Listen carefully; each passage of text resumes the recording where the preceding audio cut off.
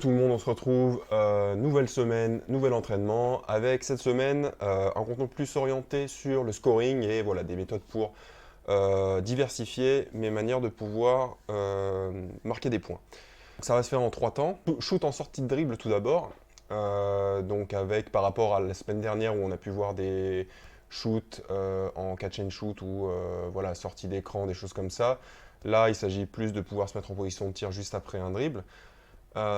Également, on va travailler sur des mouvements importants qui sont plus de l'ordre du dribble et du ball handling en fait, qui sont le snatchback et le in and out. Donc on va voir ce que c'est durant l'entraînement. Il y avait beaucoup de vent le jour où j'ai fait cette séance et donc c'est plutôt de vraiment avoir une idée de l'efficacité réelle que je peux avoir en termes de shoot sur ces exercices. Voilà, je me suis vraiment plus concentré sur l'exécution des mouvements, à avoir quelque chose de propre.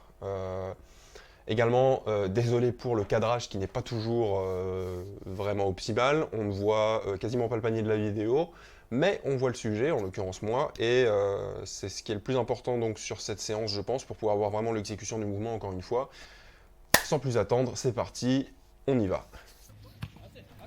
Petite parenthèse, je me permets de rappeler à nouveau que ce qui suit n'est en aucun cas un tutoriel ou des conseils que moi je me permettrais de donner à qui que ce soit, mais plutôt voilà, une vision de ce que moi je fais et ce sur quoi j'essaie de me focaliser et ce sur quoi je vais essayer de me focaliser dans le futur à la lumière de ce que j'analyse ici.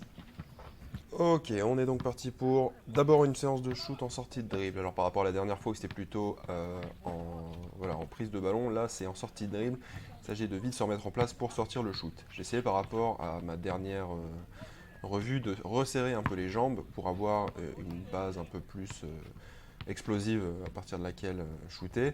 Il s'avère qu'en fait, bon, j'ai quand même les genoux qui naturellement rentrent encore, sacré genou.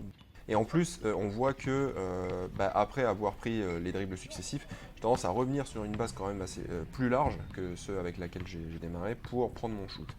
Donc naturellement, j'ai quand même cette aisance un peu plus large. Faut que je continue à me concentrer là-dessus. Et je pense que ça viendra. On essaye aussi, donc là, l'important est bien d'enchaîner entre position haute, plus lente, et position basse, plus rapide, où voilà, le changement de tempo est très important. Donc voilà, laisser jouer la gravité pour se laisser tomber entre guillemets et vite se relever pour ensuite être prêt à shooter. Et à noter l'importance du regard dans tous les cas entre je regarde le panier, je suis en position haute et je suis en position basse, je regarde devant moi prêt à dribbler, à driver, voilà, à avoir plusieurs options. On enchaîne avec le mouvement du snatchback, c'est-à-dire de voilà, faire un arrêt en course en allant sur le panier, faire un arrêt brusque pour ensuite prendre d'abord le shoot.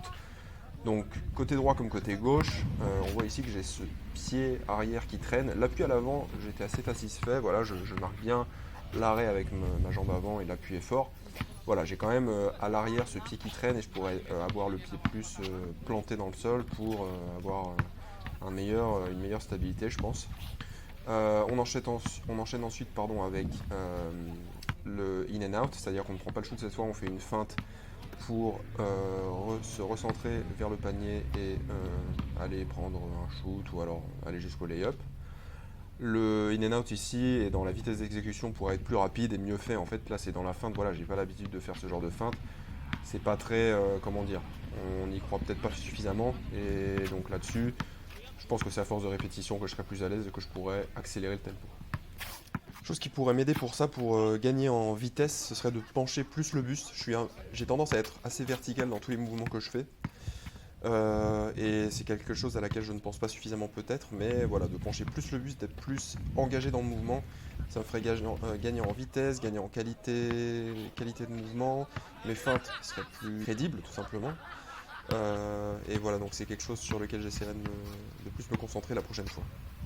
Dernière option, on vient donc s'écarter côté ligne de fond pour prendre un tir en suspension ici. Donc c'est intéressant parce que par rapport au shoot sur lesquels j'ai pu travailler la dernière fois, là on est vraiment sur un tir plus en suspension, notamment sur le côté droit comme on le voit ici. Et à la réception, donc j'écarte plus les jambes pour assurer la réception. Techniquement, je ne sais pas ce que ça vaut. Il faudra que j'essaye plusieurs options, mais au moins j'ai voilà, une base ferme entre guillemets sur laquelle atterrir. Et niveau position de genou, ça n'a pas l'air choquant. Voilà, après, il faut que quand même je reste bien stable pour pouvoir shooter. À noter que le côté donc gauche, c'est-à-dire que voilà, dans cette position-là où je shoot en prenant mon ballon du côté gauche, est beaucoup plus agréable pour moi et beaucoup plus naturel et j'ai eu un taux de réussite bien mieux avec ce côté. En fin de compte, si cette séance a pu être frustrante d'un point de vue réussite et d'un point de vue shoot, parce que voilà, il y a eu du vent et pas grand chose est rentré, bah, ça m'a forcé à faire plus de tentatives et à vraiment travailler sur ces notions de dribble, snatchback, feinte, etc.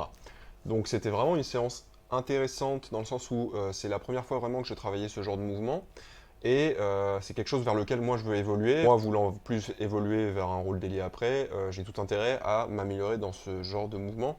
Et je pense que je me suis prouvé que j'en étais capable. La forme était améliorée, tout est amélioré, on est d'accord.